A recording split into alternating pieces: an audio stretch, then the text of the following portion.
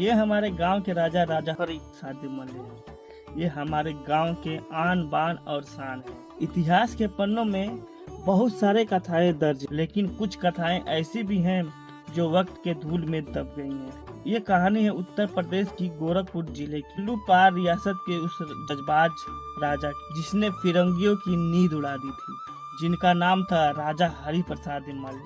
सरयू नदी के किनारे बसा नरहरपुर, जहां राजा हरि प्रसाद मल्ल का आलीशान किला हुआ करता था।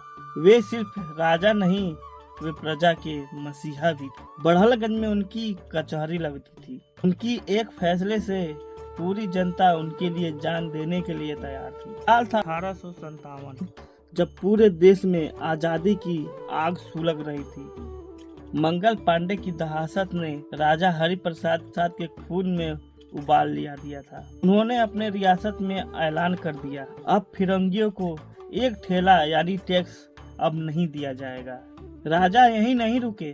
उन्होंने देखा कि अंग्रेजों दोहरी घाट के नीलकंठ कोठी से नावों के जरिए हथियार पहुंचा रहे थे। राजा हरि प्रसाद मल्ल अपने जज्बात सैनिकों से मिलकर अंग्रेजों के काफिलों को लूट लिया और सारा अनाज गरीबों में बांट दिया।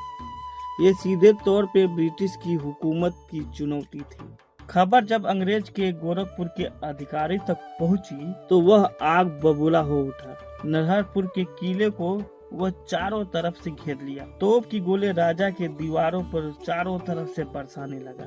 कई दिनों तक युद्ध चला। राजा हरि प्रसाद मल्ल के सैनिकों और राजा हरि प्रसाद मल्ल आखिरी सांस तक लड़ाई किया। जब हार सामने दिखी तब भी वो अंग्रेजों के सामने झुकना मंजूर नहीं किया। मातृभूमि के लिए वो अपना सर्वस्व निछावर कर दिया।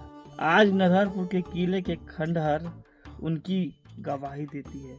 भले ही इतिहास की किताबों में उनको भुला दिया गया हो, लेकिन गोरखपुर की मिट्टी आज भी अपने इस सपूत